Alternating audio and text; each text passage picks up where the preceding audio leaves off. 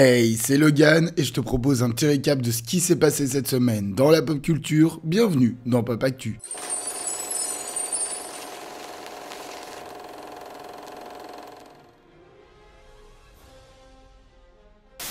Dans la nuit du 12 au 13 février s'est déroulé le 57e Super Bowl, remporté 38-35 par les Chiefs de Kansas City. C'était évidemment comme chaque année l'occasion pour de nombreux projets audiovisuels de dévoiler plein de choses, et nous avons donc pu découvrir, en bref, une nouvelle bande-annonce ainsi qu'une nouvelle affiche pour les Gardiens de la Galaxie 3, la première bande-annonce de The Flash, elle était attendue et quelle bande-annonce, sérieux, elle est magnifique. Un nouveau spot TV pour Indiana Jones 5 qui nous aura permis de voir Harrison Ford et Mads Mikkelsen rajeunis, la fameuse bande-annonce de Popcorners qui parodie l'un des premiers épisodes de Breaking Bad avec Bryan Cranston, Aaron Paul et Raymond Cruz, Alicia Silverstone qui reprend son rôle du film Clueless pour Rakuten, et on peut aussi noter la double pub pour Heineken et Ant-Man ainsi que de très nombreuses autres pubs pour des produits en tout genre où de nombreux acteurs et personnalités font des apparitions. Et c'est tout, pas autant que ce à quoi on s'attendait, mais au moins les projets ne se marchent pas les uns sur les autres comme certaines années.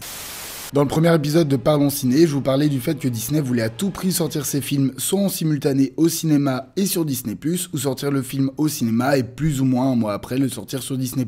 Et jusqu'ici, c'était plus ou moins le cas avec les films d'animation, mais ils se sont rendus compte qu'avec la perte au box-office d'Avalonia et Buzz l'éclair, qu'il était peut-être mieux de laisser le film plus longtemps au cinéma avant de le sortir sur leur plateforme. Ils devraient donc maintenant se calquer sur ce qu'ils font avec Marvel, c'est-à-dire proposer le film sur Disney+, en moyenne 3 mois après la sortie salle, sortant donc le film sur la plateforme en même temps que la sortie physique.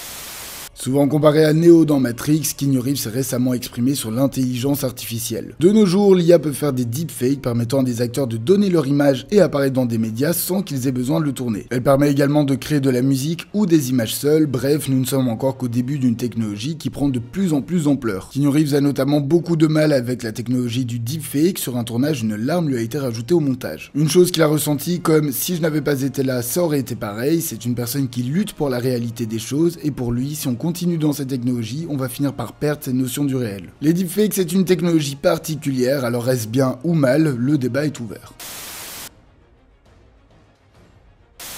Une première bande-annonce pour Air, prochain film de Ben Affleck sur les chaussures de Michael Jordan a été dévoilée. Une nouvelle affiche pour Donjons et Dragons, l'honneur des voleurs a été diffusée. 3 nouvelles affiches de personnages pour The Flash ont été dévoilées. John Wick 4 durera 2h49, devenant le film le plus long de la franchise. Alum Renzi Feliz rejoint le casting de la série sur le pingouin. La première affiche de la 3e saison de Ted Lasso a été diffusée. Emma Corrin rejoint le casting de Deadpool 3, le film sera d'ailleurs R-rated, une première pour le MCU. La première bande-annonce de Queen Charlotte, A Bridgerton Story a été dévoilée. Kevin Feige a déclaré que le scénario de Spider-Man 4 avait commencé son écriture. Une seconde saison de X-Men 97 est en projet. La première image de Lady Gaga et Joaquin Phoenix dans Joker Folie à 2 a été dévoilée. La seconde saison de Squid Game commencera son tournage cet été. La première bande-annonce et affiche d'Extrapolations ont été diffusées. Steven Spielberg aurait dit à Tom Cruise que celui-ci a sauvé l'industrie du cinéma grâce à Top Gun 2. Poker Face a été renouvelé pour une seconde saison. Un nouveau teaser pour le remake live-action de La Petite Sirène a été dévoilé. Michael B. Jordan rejoint le casting de Je suis une légende 2. Le film se passera 10 ans après le premier et utilisera une fin alternative. 2 premiers personnages de The Pocket Watch, film préquel de Descendants, ont été diffusés. Une nouvelle affiche pour la 3e saison de The Mandalorian a été dévoilée. Un film en live-action sur How to Train Your Dragon est confirmé. Ian McKellen aimerait rejouer Magneto. Suite à la série She-Hulk, Marvel aimerait plus travailler sur leurs effets spéciaux. C'est pourquoi Secret Invasion et la saison 2 de Loki sont les seules séries confirmées pour 2023. Malgré les rumeurs de films, le projet Nova de Marvel sera une série. La première bande-annonce et affiche de The Magician Elephant, prochain film d'animation de Netflix, ont été dévoilées. Une première affiche et bande-annonce pour la saison 2 de Shadow and Bones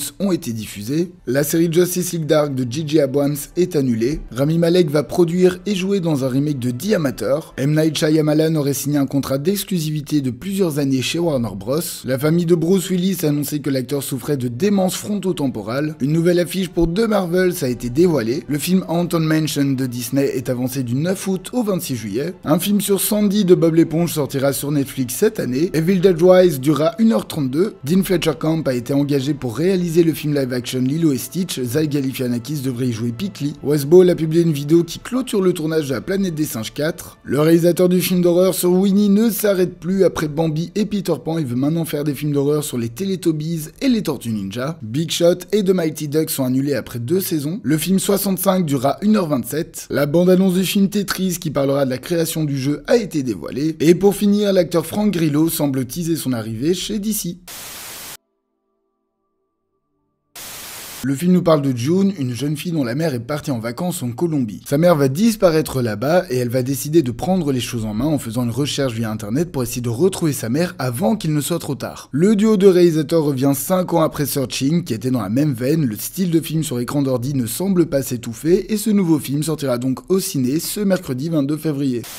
Cocaine Bear s'inspire d'un fait divers. En 1985, un avion transportant de la cocaïne s'écrase en forêt. Le film nous met en scène policiers, criminels, touristes et adolescents au cœur d'une forêt où se trouve un ours de 200 kg rendu totalement fou à la coke. Clairement le film le plus barré de 2023, il sortira en salle le 22 février.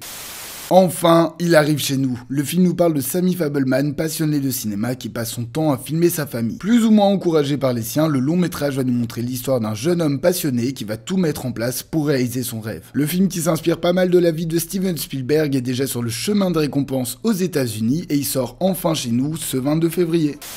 Et voilà, ce 27e épisode de Pop Actu est maintenant terminé, merci de l'avoir suivi jusqu'au bout. N'oubliez pas de partager, liker et vous abonner, ce sont les meilleurs soutiens pour la chaîne. Moi je vous dis à la semaine prochaine, passez une bonne soirée.